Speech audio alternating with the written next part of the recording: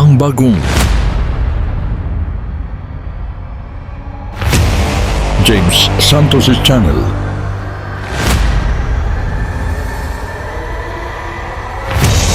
Bagong tema, bagong boses,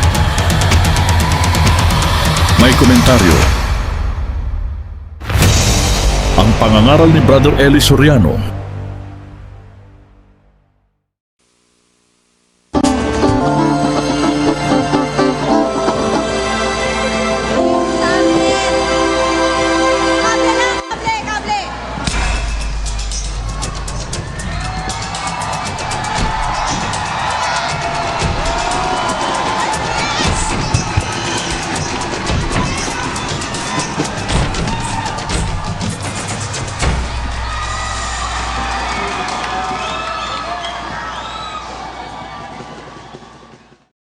Ang mapapanood ninyo ngayon ay pasasalamat sa Apalit Pampanga Convention Center. Halina at atin ang panoorin. Siguro po, sige, punta naman tayo ng Tanawan, Batangas. Sige po, kapatid. Daguito Studio. Sige po, Tanawan.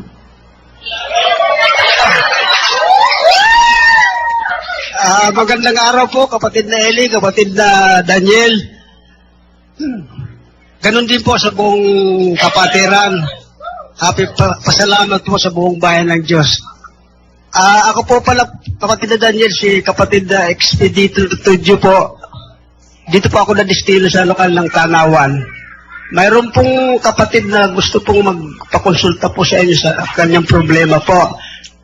Ito po yung kapatid pong may question po rin sa pinagagawang convention center po at saka dun sa chapel. Ang ano po niya, at saka malaki po at ang budget na gagastusin po sa pagpapagawa. Ano po, ito po, ibibigay ko po sa inyo ang kapatid na si Brad Lennon po sa bus. Galing po siya sa lokal ng Commonwealth at 17 years na po sa iglesia. Ito po siya. Kapatid na Eli, na Bisaya yan. Nagpasya po akong hindi muna dumalaw dahil pasensya na po at kinakabahan. Matapos po akong kausapin ng district coordinator, nagkaroon siya ng assessment na hindi ako panatag, hindi ako lapat, hindi ako submissive. Ang pinakamabigat po, after 17 years, para daw ako isang linggo lang, kapatid.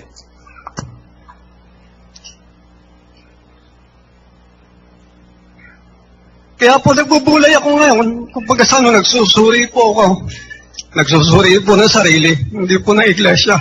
Hindi ng aral. Yun po, kapatid na Eli. Pero lilinawin ko lang po. Hindi po yung chapel ang pinagmamaktol ko. Okay lang naman po yun.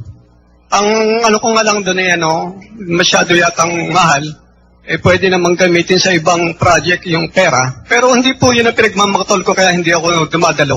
Kundi doon sa naging assessment po na manggagawa.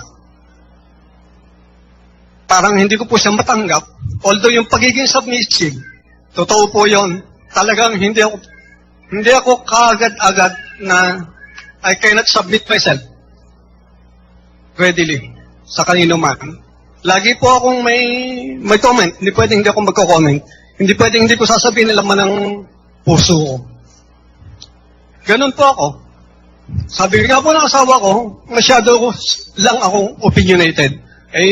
Nature ko po siguro yon. Pero una po sa lahat nga pala, ako po hindi taga-taal na Tanawan na kapatid. Alak po ako ng Commonwealth. Diyan po ako nabautismahan. Na doktrinahan. Sa kasamaang palad, Baka remnant ako ng mga pasaway dyan. Pasensya na po mga taga-Tanawan. Yun po. Hindi ko na po alam kung ano ko po. Kaya nga pala. Kaya ako po binubulay yung sarili ko dahil binabalikan ko yung aking mga nakaraan. Una po sa lahat, sa kabila ng 17 years na pakikinig ng aral, although may absent naman, hindi naman buong buo yun, hindi mawala yung galit ko sa dibdib. Madali ako magalit sa tao. Yung ibang mga kasalanan, nung magsabog po kasi siguro yung mag-aasik, napakiyaw ko yung 3. Yung isa, hindi ko nakuha. Kaya, ito po, ayaw ko naman po sanang makarating pa sa inyo ang usapin na ito. Kaya lang, nung nakaraan po, gusto ko akong kausapin ni Brad Roland, sabi po ng manggagawa. Sabi ko naman po sa kanila, hindi ko na kailangan makausap pa ng manggagawa pa dahil manggagawa naman na yung kausap ko. Bigyan lang ako ng panahon na makapaggulay-bulay, masuri ko yung sarili ko. Kung talagang may pananampalataya pa baga ako. Kasi yung pagiging panatag at lapat, akala ko ako yun Akala ko ganun ako. Ayon sa manggagawa, hindi Nahirap po magsalita Kanina ko pa po ginagalit ang sarili ko para hindi ako maiyak. Mababaw po ang luha ko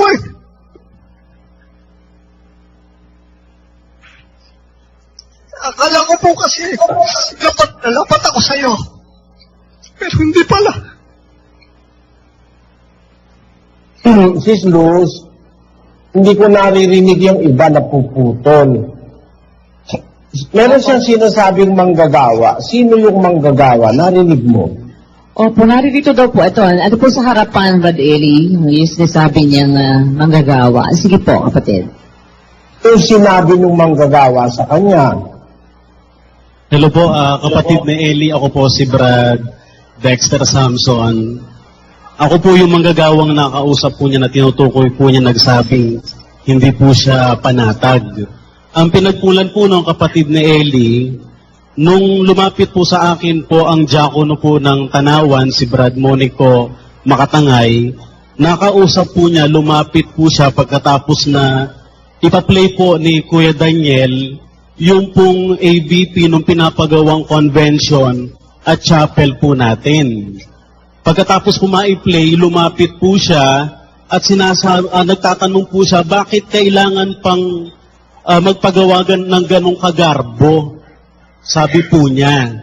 Tapos, ang sinasabi pa po niya na mahirap po ang iglesia, wala naman tayong malaking pera, pero bakit kailangan pa magpagawa ng ganong kagarbo? Pati po yung chapel, sabi po niya, bakit kapagawa pa ng ganong kalaki, 5,000 lang naman yung kasya.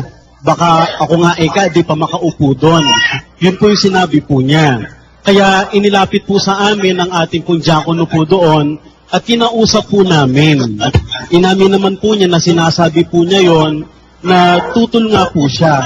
Ang totoo po, nung huli nakausap po namin, na ikukumpara niya rin po tayo sa INC na nagpapaganda po ng kapilya, kapatid ni Eli.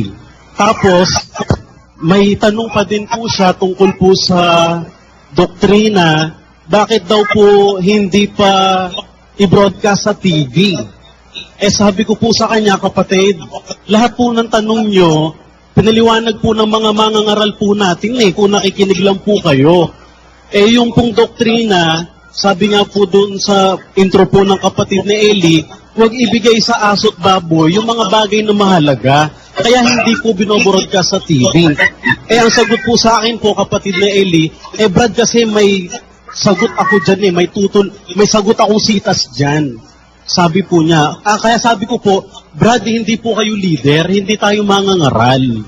Kaya sabi ko po, pumanatag kayo, makinig lang po tayo, nagkukulang po kayo kako ng pakikinig. Yun po kapatid na Eli, kaya nasabi ko po sa kanya kasi ang tinututulan na po niya, yung pong decision nyo po ng kapatid na Daniel na magpagawa po tayo po ng chapel at ng ating pong convention para po sa 1,000 taon. Yun po kapatid na Eli.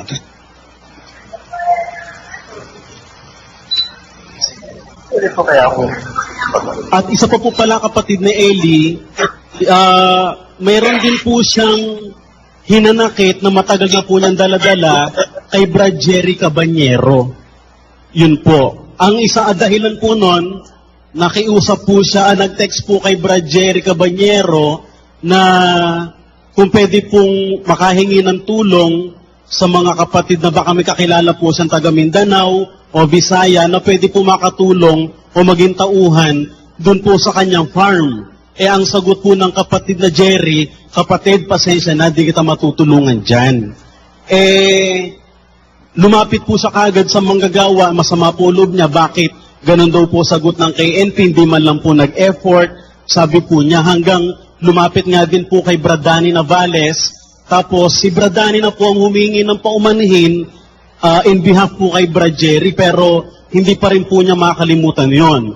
At ito po nakaraan, dumalaw po si Brad Roland Ocampo, gusto nga din po niyang makausap, at handa din po si Brad Roland na ipakausap si Brad Jerry Cabanyero para magkausap po sila. Kaya lang, ang sagot po niya, kahit makausap ko si Brad Roland Ocampo, hindi niyo ako mapapadalo. Yun po kapatid na Eli.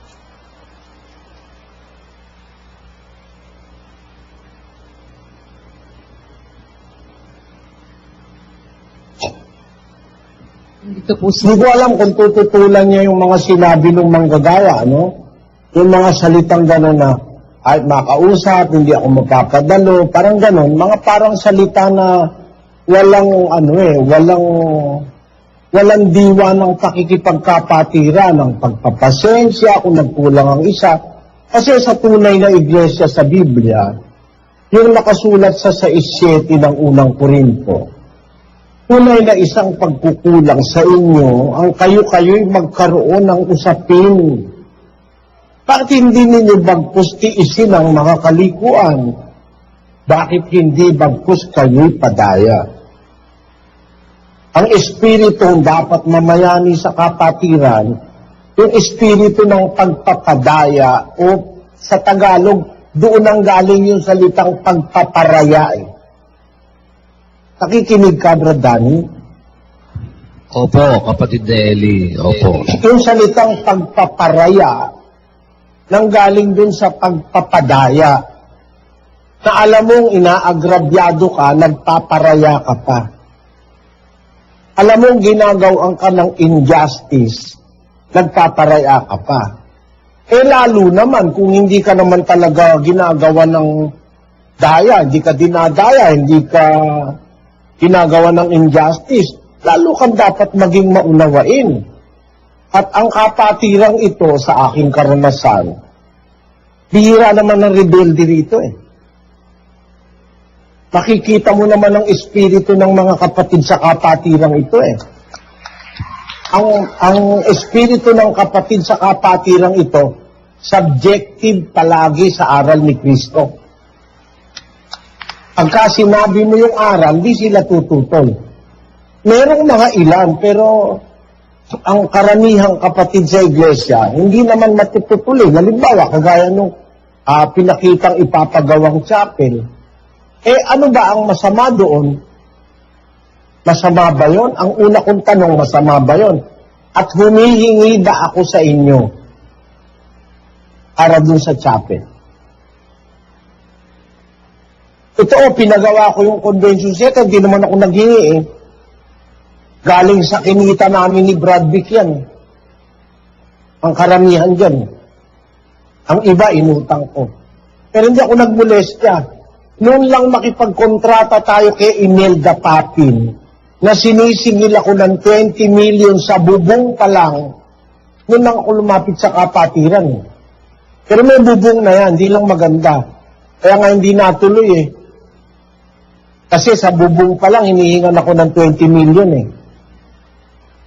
Nung construction company ni Imelda Papin. Di ba natatanda mo, Brad, Sis Luz, na nagpunta dyan si Imelda Papin sa atin? Ano? Opo, Brother Eli. Nagpunta po siya dito. Yung siya may kakilala sa kontraktor. Hindi nga ako pumayag doon dahil at doon lang ako lumapit sa kapatiran. Pero nabili ko na yung lupa, napatambakan ko na. Sana ganun, sana walang natitisod sa ganun dahil hindi naman namin kayo pinupwersang magbigay. At hindi naman kami nanghihingi para sa ganun. Gumagawa kami ng paraan para sa gusto namin magawa para sa kapatiran, hindi naman para sa amin yan. Kagaya niyan, binili ko yan, pinagtiyagaan kong hulugan, nagpagod ako para kumita, no? Nagtayo kami ng tindahan sa Parañaque, meron kaming paint center, meron kaming auto supply, meron kaming restaurant, may construction supply kami. Yung mga unti-unting kinita, nilagay ko dyan. Ngayon, sinong nakatira, sinong gumagamit, di ba mga kapatiran, may orphanage dyan, meron dyang eskwela, di ba kapatiran ang gumagamit, di naman kami.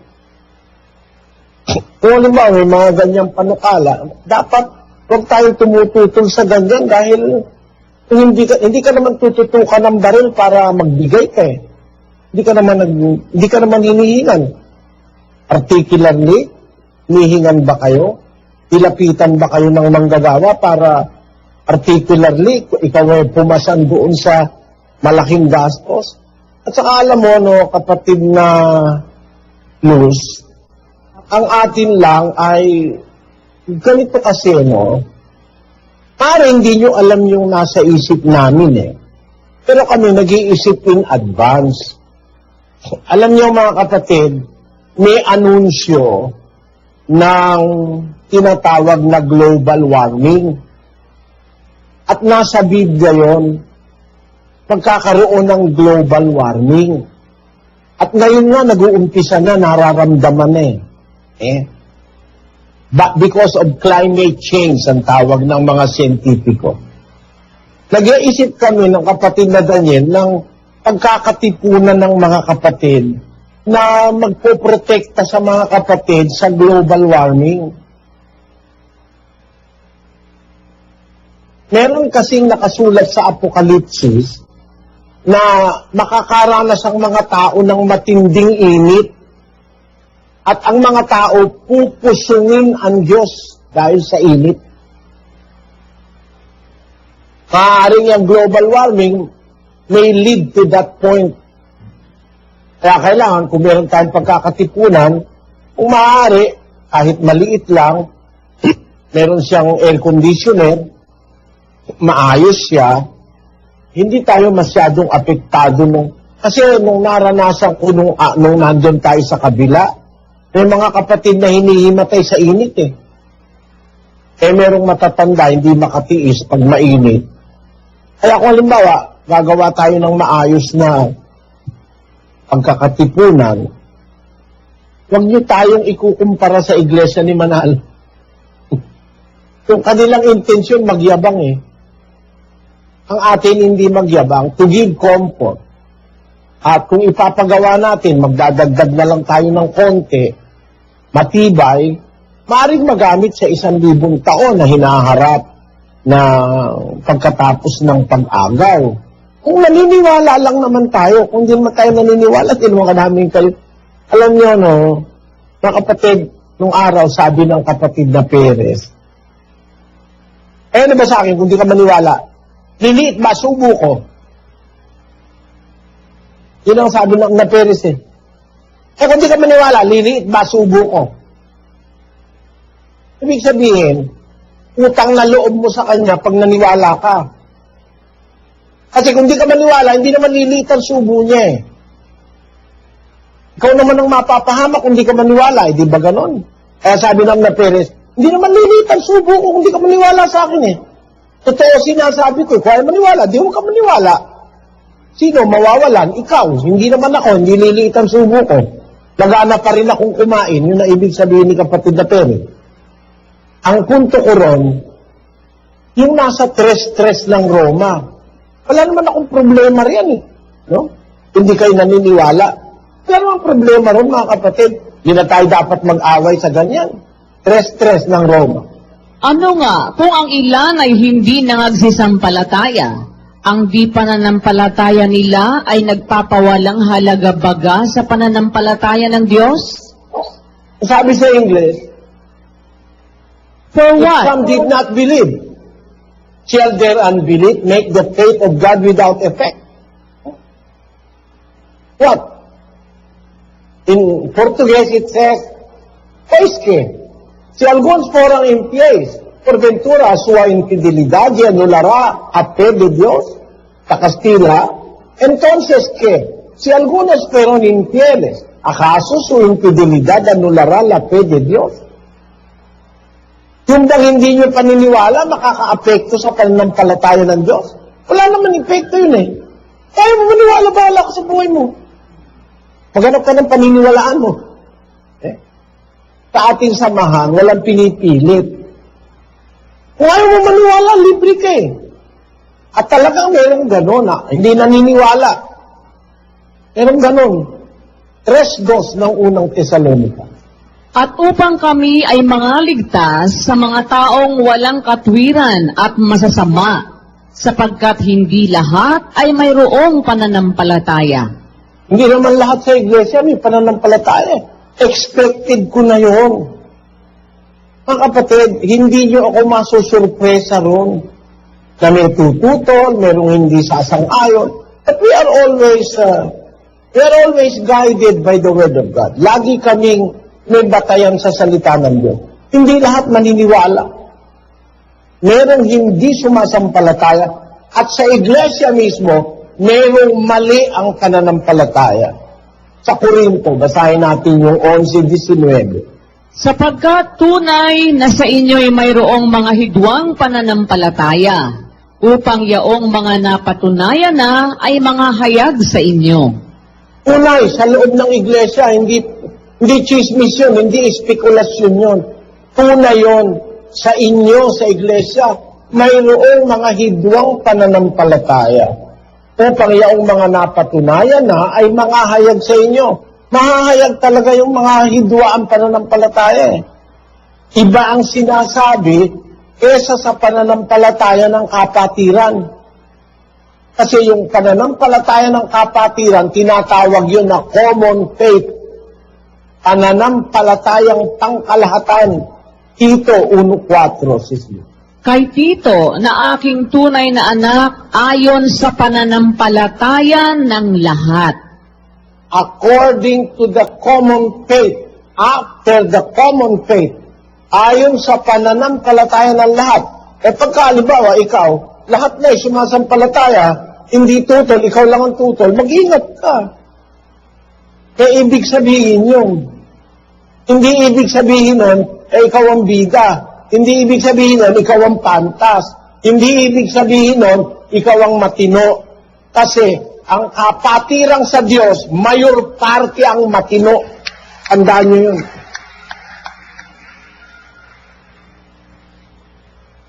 Sa 12 apostol, isa lang ang Judas. Hindi baliktad. Hindi isa lang ang tama at 11 ang Judas. Ganon din sa kapatirang sa Diyos. Ang mayor parte ng mga kapatid na sumasampalataya ay ano yan? May espiritu ng Diyos na dumadaloy dyan eh. Kaya makikita mo agad kung sino yung walang espiritu ng Diyos eh. Hindi ka isa eh. Hindi nakikipagkaisa sa magandang panukala ng karamihan. Ayan, yung ipinakita yung pinakita ba yun? Yung bang pinakita ang tinutukoy ng manggagawa, Sis Luz? Opo, Brad Eli, yung ipinakita po nung special PBB natin, yung pinili yung magandang 3D ba yan, yung chapel, tsaka yung convention center. Lahat nga po ng kapatid natutuwa po tayo at napakaganda nga po nun eh. So, yung convention center na yon, ang plano ko talaga doon sa Maynila. Kaya lang, yung ating biniling lupa sa Maynila na ipinangutang ko sa bangko ng mahigit sa 300 milyon na hinuhulugan ko ngayon, nagka-problema. Sinisisi ko nga yung mga abogado natin, bakit ganon? Nakipagpirmahan ng kontrata, hindi naman pala sila sigurado. Sinisisi rin ni kapatid na Daniel. Hindi ba mga abogado kayo? Ba't nagka-problema? Kayo nakipag-ayos, hindi naman kami. Sinisisi namin yung grupo nila Attorney Tudyo. Yung pala, meron pang hindi nakapirma. Nagbayad na tayo ng down, hindi pa pala nakapirma yung dalawa.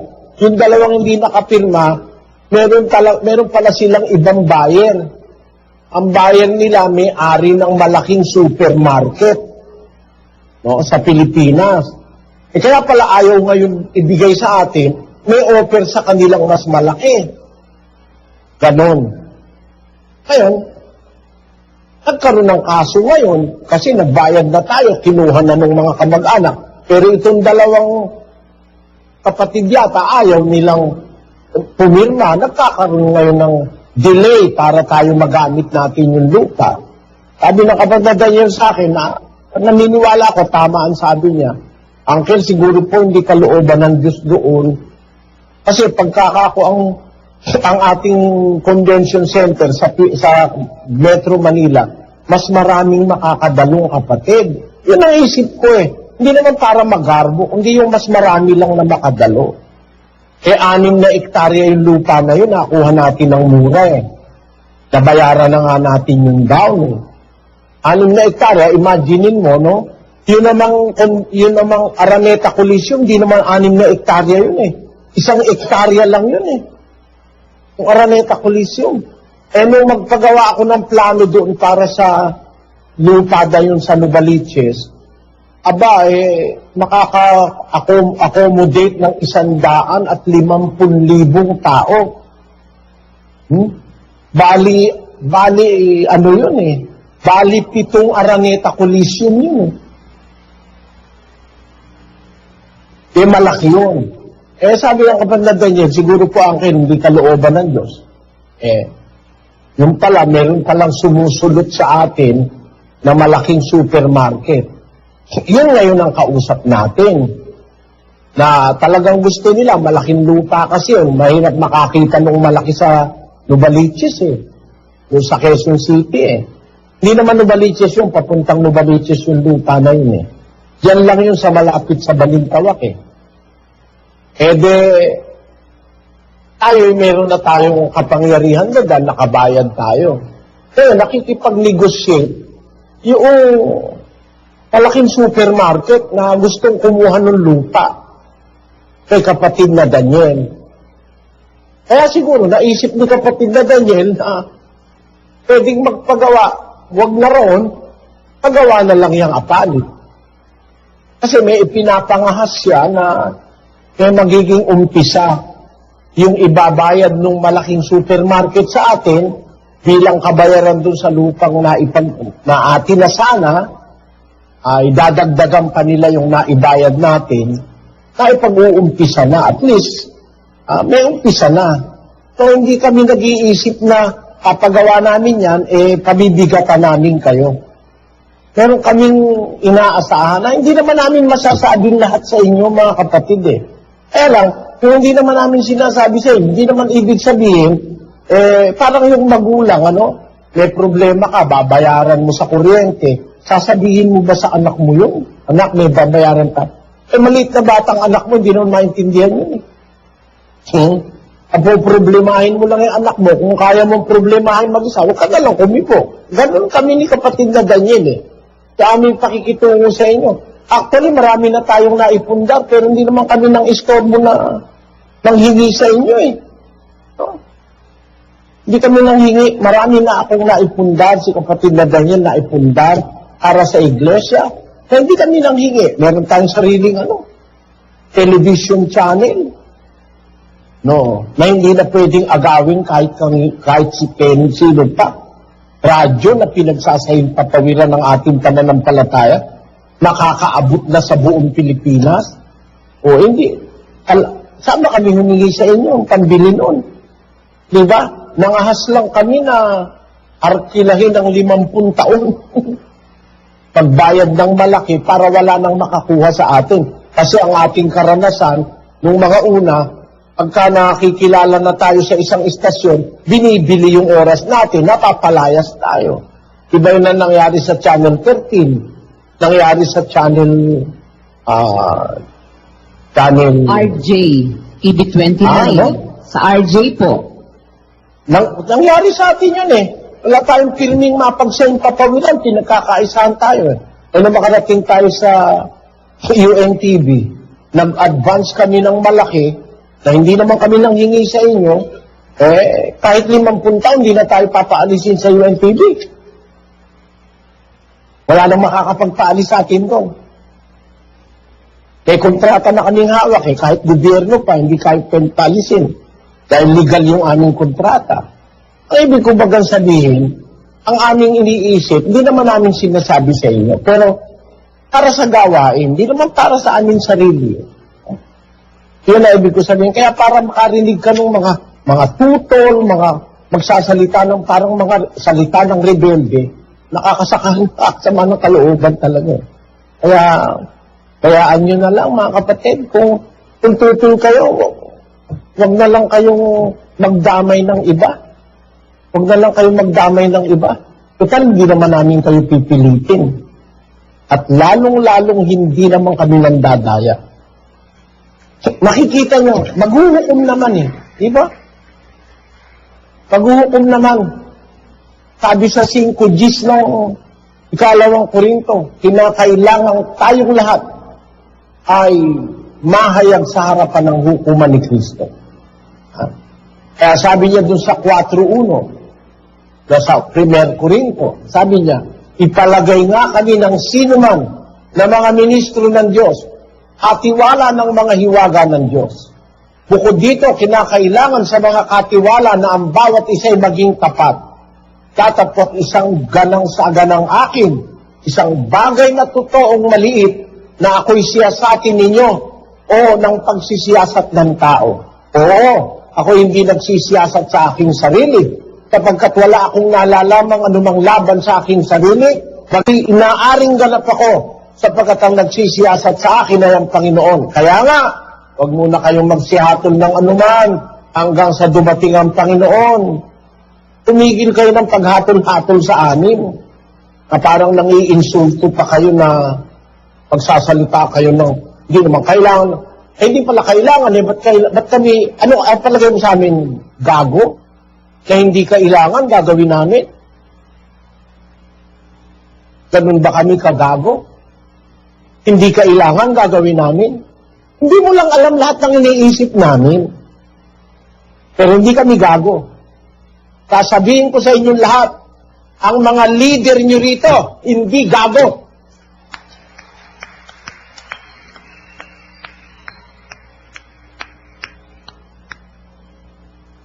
Kung merong gago, hindi kami yun. Tinitiyak ko sa inyo. Kung merong gago, hindi kami yun. We think of what we are doing. And we base our plans in the Bible. At walang magsasabing kagaguhan ang nakabatay sa Biblia. Ang aming ginagawa ayon sa pangangailangan ng kapatiran. Kagaya rito, bakit po mga kapatid dito, nagagastos ako ng malaki? Nandun kami sa Porto Alegre, nagbe-broadcast ako $150,000 a month. $150,000 a month. Ilang milyon piso yun. Ang binabayaran ko sa istasyon para ma-broadcast ang pananampalataya. Daan-daan taon dumadalo. Nakapila ang dumadalo sa umpisa ng pangangaral dito. Aba, nung nababalita na yung programa, popular na, yung ating $150,000 na binabayaran sa buwan-buwan, 300,000 hiyais yun noon times 2 sa dollars. Binili nung ating kalaban na iglesia.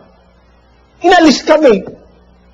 Wala na kami pagbo-broadcast. Lumipat kami sa iba. Mas mura. Aba, nung nandun kami, pinakyaw naman yung oras doon sa pinuntahan namin. Pati kami pinaalis. Nakatatlo kaming lipat.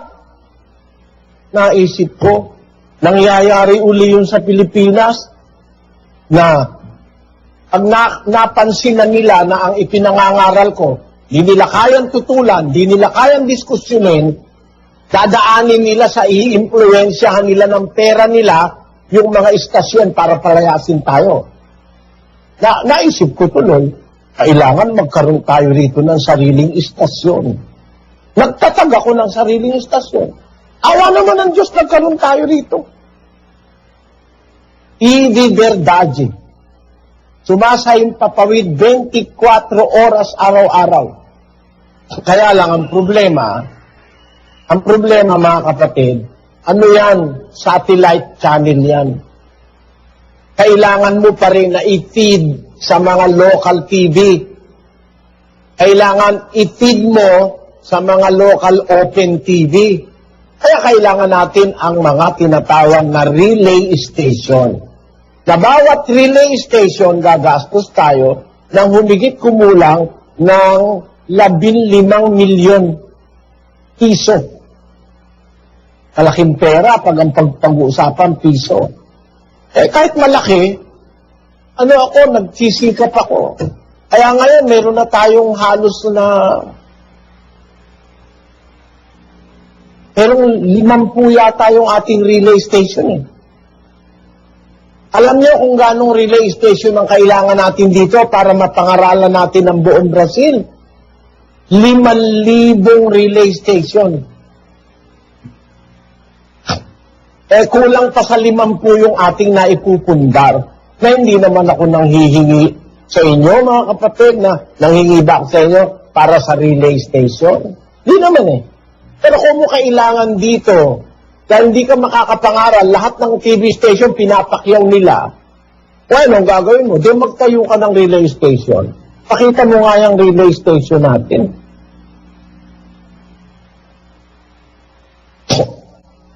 Meron tayo ritong broadcast center, merong malaking antena ng satellite, nagpatayo tayo ng tower. Tower na tower pa lang dyan sa Pilipinas, milyon-milyon ang ginastos ng kapatid na Daniel eh. Para dun sa tower sa Antipolo eh. No? Maraming milyon yan. Tutol ba kayo mga kapatid? Ba't hindi kayo nakatutol dyan? Kasi ginawa namin in secret. Hindi nyo alam. Hindi kami nanghingi. Nakatutol ba kayo nung magpatayo tayo ng tower? Ha? Natutulan nyo ba nang kontratahin ko yung UNTV ng 50 taon? Tinutulan nyo ba? Hindi. Baka sabihin nyo kasi, hindi mo kailangan na 50 taon eh. Mas alam mo pa kaya sa amin, ako nangangaral. Alam ko kung paano ako ginigipit ng mga kalaban ng pananampalataya. Alam ko ang gagawin ko. At ang strategy namin ni kapatid na Daniel, di lang namin binubulgar. Kasi, at our expense, kaya hindi kami nagbubulgar. Kung lahat yan, sasabihin namin sa inyo, baka umapaw ang tutol dyan, magastos yan, kahit magastos, di naman kita hihingan eh. Ang katunayan nga natayo, hindi ka nagbigay kahit 5 eh. Bakit? May lokal, pamasahin lang ng manggagawa nila, hindi nila kaya sustinihan eh. Dyan sa Tanawan, magtanong nga kayo, magkano abulayan dyan? Kasya ba yan? Makakarating pa kaya sa akin ang abulayan ng Tanawan? Anong nyo sa treasurerin dyan? Baka nga hindi pa kasya sa pamasahin ng manggagawa at ng MIC nyo dyan. Magrereklamo pa kayo. Kaya kayo hindi siguro nakakapagreklamo kasi hindi naman namin sinasabi sa inyo eh. Ngayon, ipinakita yung plano. Kung ayaw nyo tumulong, diwag. Pero naman kaming tutulong. Alam namin, ang Diyos ang tutulong unang-una. Tapos yung mga kapatid na nakakaunawa ng aming sitwasyon. Alam ko meron ganun. Huwag na kayong matiso dyan sa mga ganyan. Una nyo, isipin nyo, di naman kayo pinupersa. Di naman kayo tinututukan ng baril para magbigay. Pero para magsasalita pa kayo ng mga makakasakit ng damdamin ng kapwa nyo kapatid o namin, ito yung ating naitayo ng relay station. nakatayo na ito, 16 na pala. Tapos yung iba, hindi pa na itatayo, pero may permit na tayo. Baka nga kinaalala ko ron, Sis Luz, may permit na tayo, sa loob ng 1 taon, di natin na itayo, babawiin ng gobyerno yun. Opo, kasi binigyan na nga po tayo ng... Ang alam ko, ang ating permit nasa kulang na 50 na eh. Kaya lang, malaki ang gastos para mapatayo mo lahat. Hindi ko mabigla. Saan ba ako umaasa? Di nga sa awa ng Diyos. At saka gusto ko talagang kumita, kaya nga kami rito, nag-aanap buhay kami. Ngayon, summer dito Pagod ako ngayon dahil halos araw-araw nagluluto ako. Buti nga dumating si Brad Glenn, 3 araw na yata akong hindi masyadong nagluluto. Pero araw-araw, kasi summer ngayon dito tumutulong ako sa mga kusinero para kumita kami rito. Awa ng Diyos pag summer, yung kikitain namin, sobra na sa kakainin namin sa 1 taon yun. Sis Luz. Opo. Hindi na kami aasa ng kakainin sa kapatiran. Tumutulong ako namimili, nagluluto ako namimili ng sangka para dumami yung aming mga suki. Awa naman ng Diyos, marami namang kumakain sa aming mga, gusto naman nila yung aming mga tinda, tuwa nga sila Yan ang ating kasaysayan. Pero para makasalubong ka pa ng mga ganyang mga problema na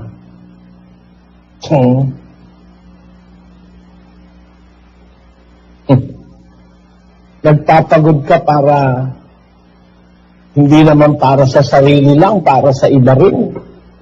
At para makatawid ang gawain, makabawas ng gastos. Ang naisip ko, kumita. Hanggang pwedeng kumita, gusto kong kumita. Ngayon, may bago akong negosyo, Sis Luz. Ano po? Apa. Apambaka. Di ba yung mga kapatid natin sa Middle East, ang ang nandun, mga puro halal. Opo. Yung akin namang mga tatatakan ko, non-halal. Amen. Okay po yan. Garantisadong hindi halal. Papadala ko sa Middle East. Alam mo, ginawa ko sa Sis Luz, bumili ako ng pang-dryer galing sa China. Naku, bago nakarating dito, maraming problema. Ngayon, doon namin tinutuyo yung karne para ma-transport ng hindi masisira. Karning tuyo. Tawag dito, karni seka. Tapa. Opo. Kahit 1 taon, di masisira yun. Naka-vacuum pack. Di masisira. Pagdating doon, babad lang nila sa tubig. Di na nilang imitsado. Dan halal. Yun. Isa sa bago namin negosyo. Sana tangkilikin nyo. Negosyo namin dito, dinadala sa Amerika, dinadala doon sa London, yung daing na isda, daing na pusit, marami ko ngayon daing na pusit. Meron din kaming negosyo rito na yung atsara, no? Atsarang masarap. Nabibili naman Nakatagbenta ako ng $4,000 na atsara nitong nakaraang linggo Pagkain na namin dito hindi na kami aasa sa inyong pera dyan, na kakainin namin. Lang, maraming gastos, hindi naman para sa pagkain. Pagtatayo ng relay station, pagbabayad sa mga television broadcast, marami mga kapatid. Pero, sana, huwag nyo na sana kaming, katulan. Maghintay na lang kayo ng paghuhukom. Tingnan natin sa harap ng hukuman ni Kristo kung sino ang tama, kung sino ang mali. Yun ang sabi ni Pablo Huwag na kayo magsihatol ng anuman hanggang sa dumating ang Panginoon, sabi ni Pablo.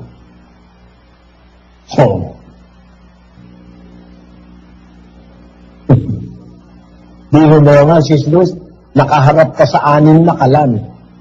Abi ka bilak kalantag, hindi ka naman nainitan at isingit mo. Mamawis, 6 na kalan, sabay-sabay. Opo, totoo po yan. Tapos pagkatapos niyan, mag-e-exposition ka. O, ano pa naman ang...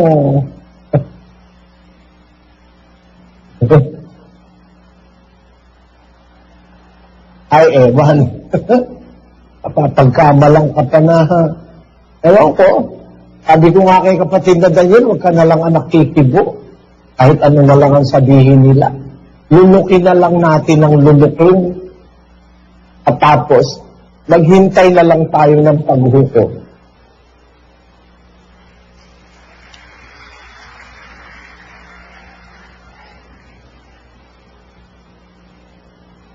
Ganun lang talaga yung pagiging Kristiyano. Hanggang matitiis mo, titiisin mo. Ganun yun. Kahit di nyo tiisin ang kalikuan, ba't di kayo bagkus padaya? Kaya yung mga manggagawa, huwag na kayong nakikipag-diskusyon sa mga kapatid. Kayaan na lang ninyo kung anong gusto nilang sabihin. Huwag nyo na lang patulan. Tamaan pa ng loob eh. Bawa, sinabi siya, kailangan pa ba magpatayo niyan? Sagot mo, parang makaya, hindi na nga po. Di walang away. Ganun na lang. Yes, is Luz. Opo, ayan, nakakasama talaga ng loob yan. Ako sasabihin ko, anong pakialam mo? Pakialam, di naman ikaw gagastos eh. Sige po, hanggang dyan na muna po siguro, mga kapatid, ang ating consultation. Ay, naku, Ang gagawa, huwag niyong aawayin ng mga kapatid. Magparaya kayo, bagkus kayo padaya. Tiisin niyo ang kalikuan. Kaya nyo na lang mga kapatid, magsalita ng gusto nilang sabihin, okay na lang. Total, wala naman tayong hinahabol ng karangalan. Ako mga kapatid, matanda na ako kasi. Marami nang nakita yung mata ko, marami na akong naranasan. Pagod na rin po ako, mga kapatid. Pero ayoko sabihin kailanman na gusto kong magpahinga. Sabi ni Pablo, ang mawala sa laman ay pakinabang. Ngunit ang manatili sa laman ay lalong kailangan dahil sa inyo. Kaya ang masasabi ko sa inyo, mga kapatid, sana maunawaan ninyo na wala kaming intensyong masama sa kanino man.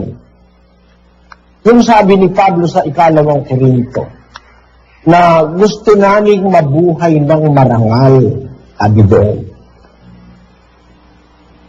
13, 7,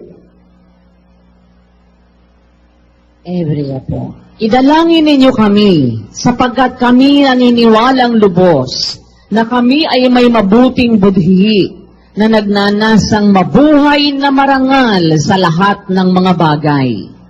Yun ang aming paraan eh. Gusto naming mabuhay na marangal sa lahat ng mga bagay. Kaya doon sa Korinto, sabi ni Pablo, ipinagtatagubili namin ang aming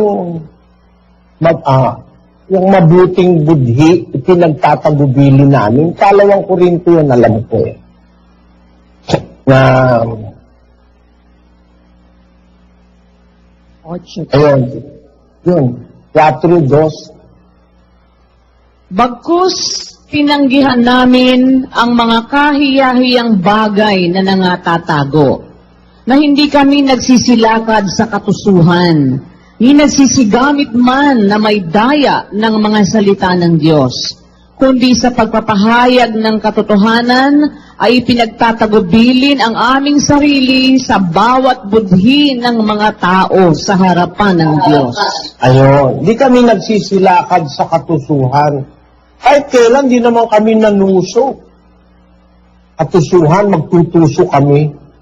Kami nga ang natutuso eh. May mga pagkakataon kami natutuso eh. Hindi kami nagsilakad sa katusuhan. Hindi nagsisigamit man na may daya ng mga salita ng Diyos. Kundi sa pagpapahayag ng katotohanan, yung pangangaral ay ipinagtatagubili ng aming sarili sa bawat budhi ng mga tao sa harapan ng Diyos. Budhi na lang ninyo ang humatol. Kapatid, budhi na lang ninyo ang kausapin nyo. Inadaya namin kayo. Kausapin nyo yung budhi. Kasi wala namang iglesia ang pinapakain ng miyembro eh. Pero ba no, Sis Luz? Wala po. Ito lang po. Nagkakatipon, papakainin ka. Pero ba nun? Wala pong iba nun. Kayo lang po naman yung gumagawa nun dito sa mga kapatid. Lahat ng gatherings natin, lahat ng okasyon, meron kayong ipinapahandang pagkain para sa mga kapatid na walang pagkain. Pati sa mga Meron bang may mga iglesia bang nagbibigay sa miyembro nila ng munting pangarap, munting puhunan, para ang mga kapatid ay matulungan, maghanap buhay, etc., etc. Pero bang ganun? Wala akong alam na ganun. Kahit yung pinakamayayamang iglesia. Basta magkakatipong kayo, bahala ka sa buhay mo. Nagutom ka, yung nagutom ka. Sa atin hindi naman ganun. Inalang niyo humatol kung tayo ang ating pangangasiwa ng iglesia ay masamang budhi. Bahala na lang ang budhi.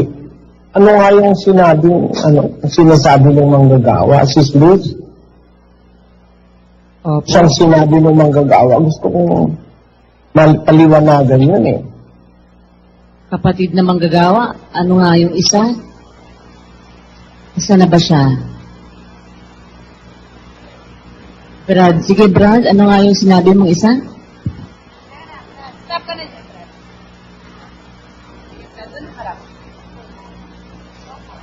Pero bakit daw ba't hindi raw i-broadcast ang doktrina sa TV? Alam niyo mga kapatid, bakit ganun? Ba't kayo merong ganun? Ano ibig sabihin? Mas alam nyo kaysa sa amin? Ganun?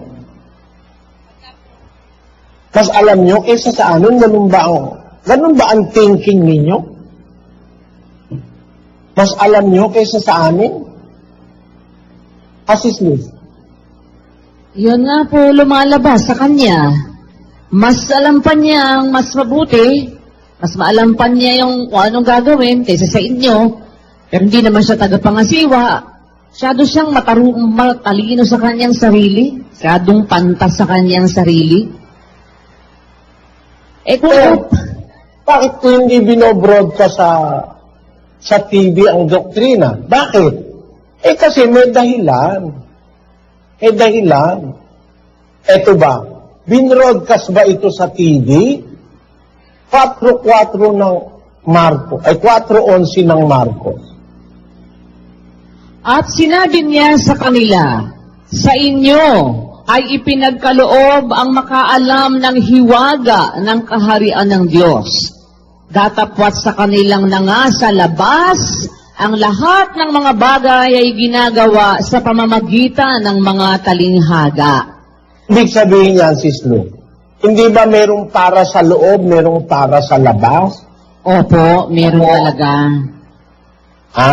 Opo. Pag si Kristo nasa loob, pinakausap niya mga alagad niya, pinapaalam niya hiwaga. Pero pag nasa labas siya, nagsasalita siya sa talinghaga. Opo. Nakuha mo? Tama po.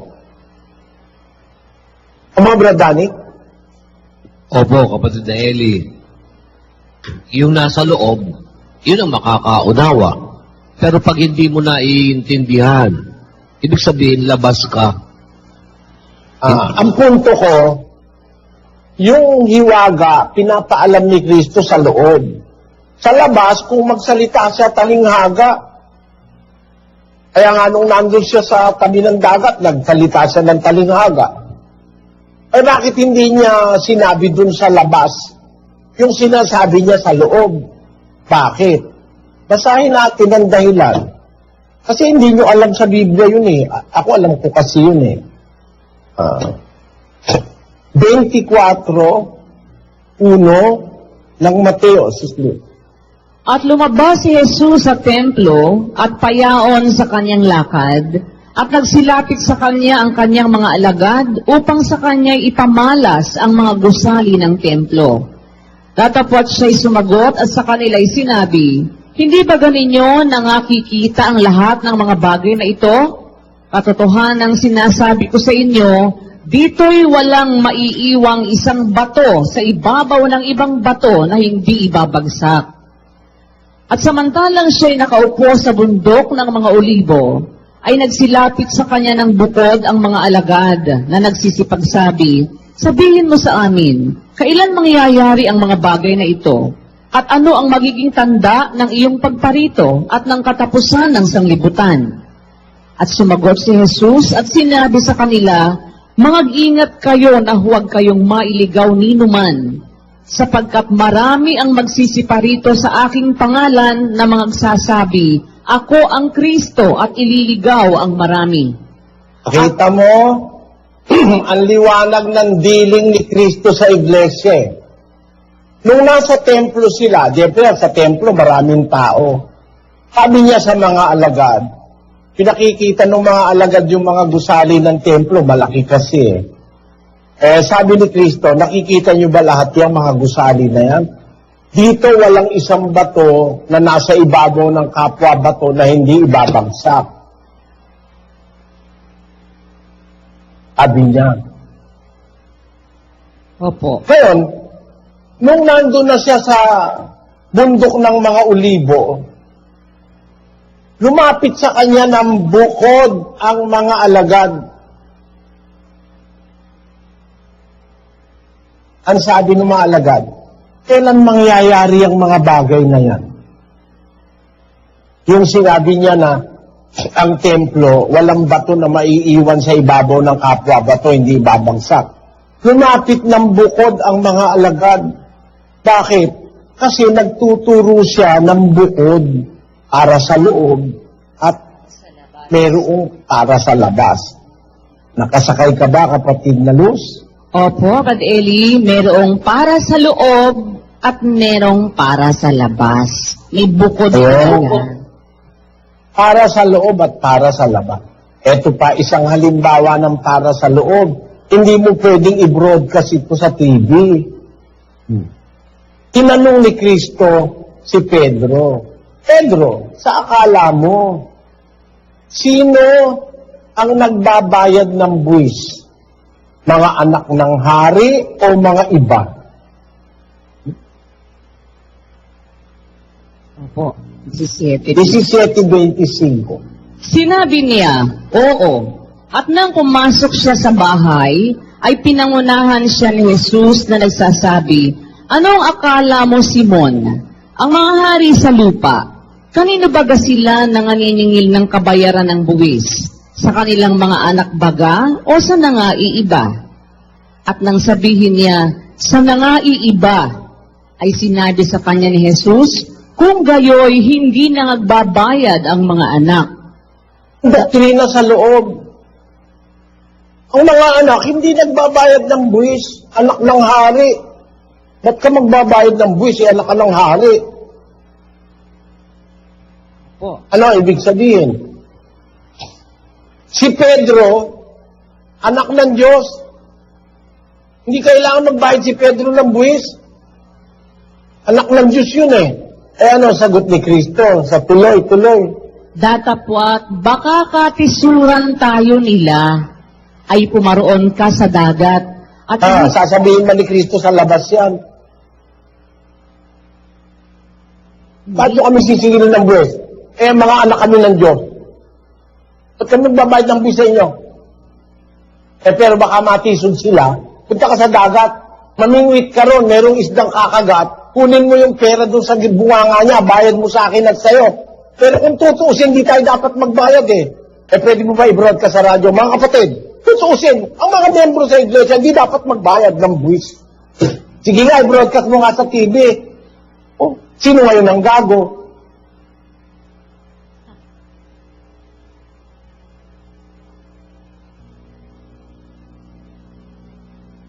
Eh, gago ba ako noon na hindi ko i-broadcast sa TV? Sinusundan ko lang yung aking Panginoon. Natutol ka naman.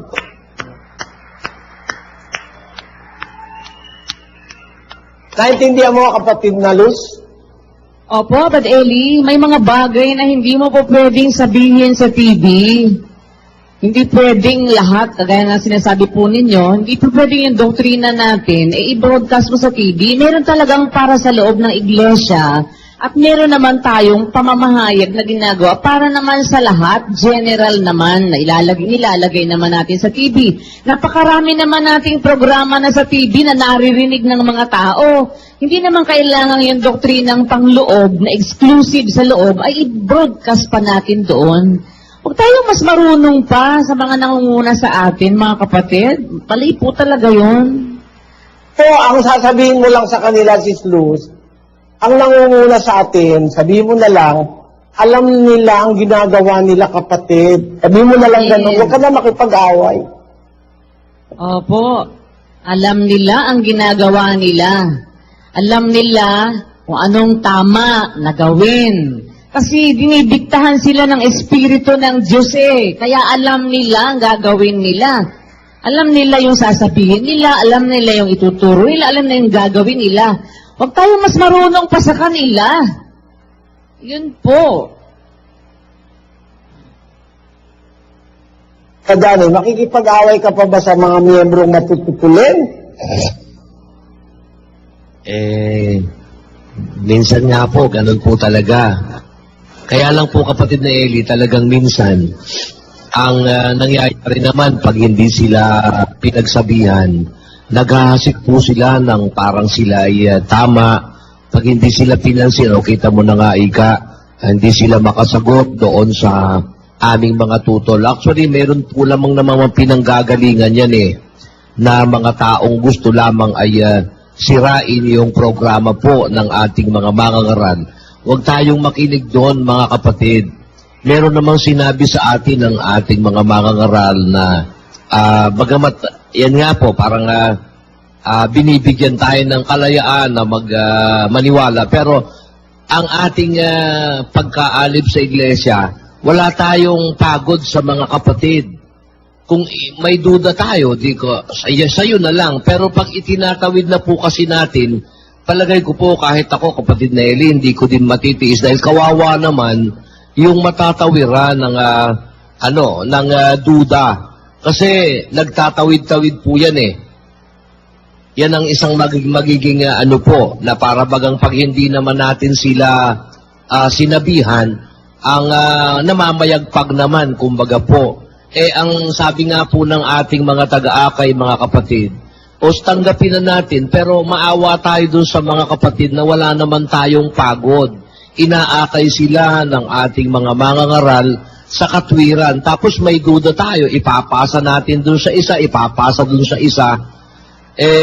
Kawawa naman yung ating mapapaniwala. Saan natin sila dadalahin?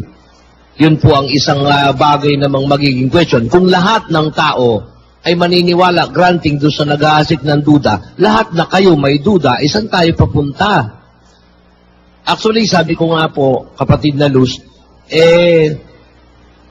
naaawa nga po ako kay kapatid na Eli, kay kapatid na Daniel, na kailangan bang ipaliwanag sa ating lahat ang kanilang ginagawa, considering na wala naman tayong toka Kayo ang magsalita, mga kapatid.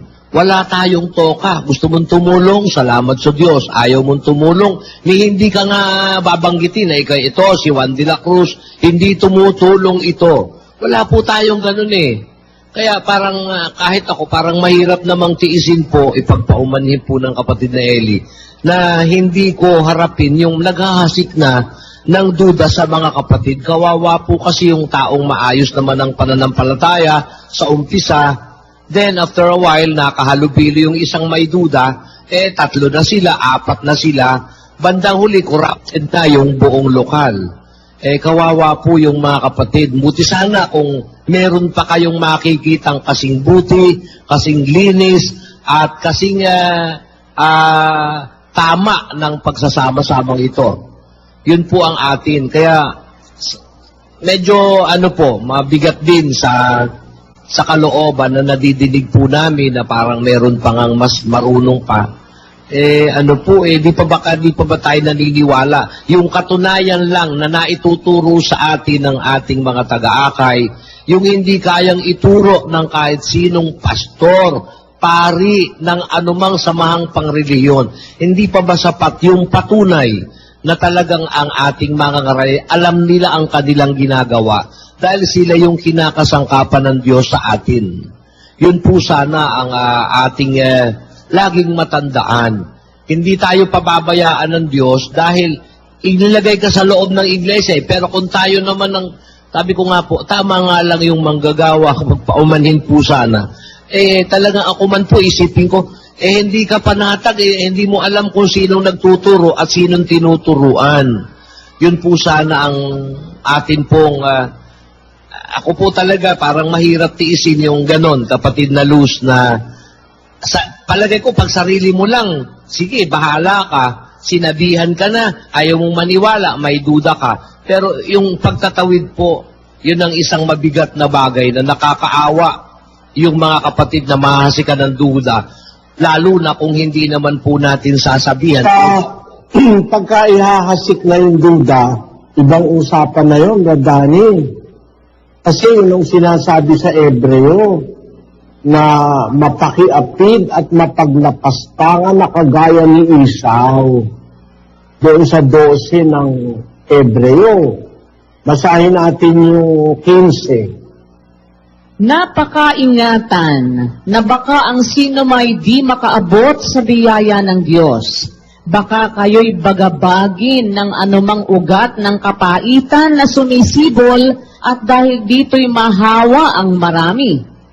Ayun, pwedeng makahawa eh. Yung mga ugat ng kapaitan na sumisibol, maaaring makahawa sa marami. Tuloy mo. Na baka magkaroon ng sino mang mapakiapid o mapaglapastangan gaya ni Esau na sa isang pinggang pagkain ay ipinagbili ang kanyang sariling pagkapanganay. Ayun, kagaya na nakakahawa kasi yung mapakiapid o mapaglapastangan. Yung ibig sabihin ng mapaglapastangan, walang respeto. Ang nilalapastangan pa, mga pangulo, yung sinasabi ni Pedro naman, sa 2 Pedro, Kapitulo 2, versikulo 10. Datapwat lalong-lalo na ang mga nagsisilakad ng ayon sa laman, sa masamang pita ng karumihan, at nangapopoot sa pagkasakop, mga pangahas, mapagsariling kalooban, sila'y hindi nangatatakot na magsialipusta sa mga pangulo. Inaalipusta yung mga leader ng iglesia, mga pangahas, mapagsariling kalooban, napupuot sa pagkasakop, ayaw nagpapasakop, hindi submissive, puot sa pagkasakop. Yun. Ingat kayo mga kapatid. Sige, Sis Luz. Opo, sige po mga kapatid, balik na po tayo sa upuan. Bibigyan natin ng komento ang napanood nating video. Ito ay malayang komento lamang at hindi upang magmarunong. Ang bibigyan natin ng komento ay ang tungkol sa tanong ng miyembro sa pagpapatayo ni Daniel Razon ng magarbong chapel sa Apalit na ang seating capacity ay 1,000 members lamang ang kakasya. Masyado daw magastos yon. Hindi tayo magtataka kung ipagtatanggol ni Brad Ellie si Daniel. Ang sabi naman noon ni Brad Ellie na susunugin lamang yan. Ang dapat gawin na lamang ay pagpapatayo ng mga chapel sa mga lokal. Sa nakita kong magarbong chapel project ni Daniel Razon ay pwedeng makapagpatayo ng 20 hanggang 30 chapel sa mga lokal. At saka walang nakasulat sa Biblia na magpatayo ang mga Kristiyano ng magarbong chapel gaya ng sinasabi noon ni Brad Ellie na susunugin lamang. At ang tanong pa niya, bakit hindi daw i-broadcast ni Brad Ellie ang mga doktrina na ipinapangaral sa Apalit? Ang katwiran ni Brad Eli ay hindi naman daw lahat na i-broadcast ni Jesus. Ang binigyan ng makaalam ay ang mga alagad at mga talinghaga naman ang mga nasa labas. Tama yan noon dahil may sinabi rin si Jesus na, "Ang sinasabi ko sa inyo sa kadiliman ay sabihin ninyo sa kaliwanagan, at ang narinig ninyo sa bulong ay inyong ipagsigawan sa mga bubungan." Kaya nga, ipinangaral ng mga apostol at naisulat pa sa Biblia na sinuman ay pwede magkaroon. Ang Biblia, ang salamin ng pangangaral. Maski hayagan naman yan na sinasabi ng Biblia ay talinghaga pa rin sa kanilang pag-isip. Ang nagtatago ng pangangaral, may pansarili silang agenda. Kung nagustuhan ninyo ang napanood ninyong video, please like, share, and comment. At maraming salamat sa inyong suporta upang manatiling buhay ang aking channel.